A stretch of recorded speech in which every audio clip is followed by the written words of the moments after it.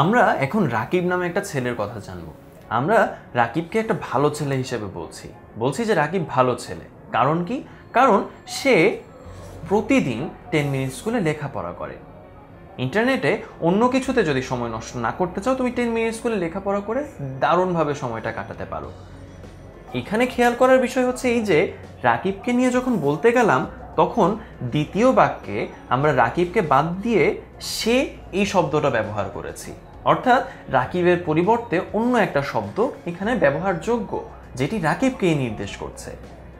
রাকিব যদি একটা বিশেষ্য হয়, তাহলে এই সে পদটাকে নিশ্চয়ই কোনো একটা পদ হিসেবে আমরা ব্যবহার করি।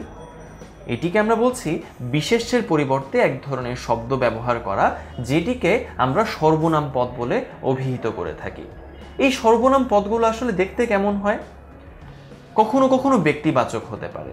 যেমন আমার পরিবর্তে ধরা যাক আমি নাহিয়ান, আমার পরিবর্তে আমি, তুমি, সে, তোমরা এভাবে যদি দেখানো হয়, সেগুলো হচ্ছে ব্যক্তিবাচক। আত্মবাচক কোনগুলো? যখন নিজেকে বোঝানো হয়, স্বয়ং, নিজে, এই শব্দগুলো আত্মবাচক সর্বনাম পদ।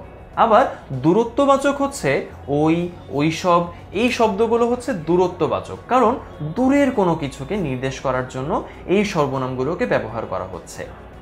আরেক ধরনের সর্বনাম আছে যেগুলোকে আমরা বলছি ব্যতিহারিক। কেন?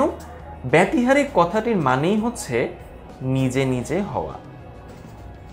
এই ক্ষেত্রে আমরা যেটি দেখতে পাচ্ছি, আপনা আপনি, নিজে নিজে, আপোষে, অর্থাৎ এইভাবে যখন নিজে নিজে কোনো একটা ক্রিয়া সম্পাদন করার জন্য সর্বনাম ব্যবহার করা হচ্ছে, তখন আমরা সেগুলোকে বলছি ব্যতিহারিক সর্বনাম পদ।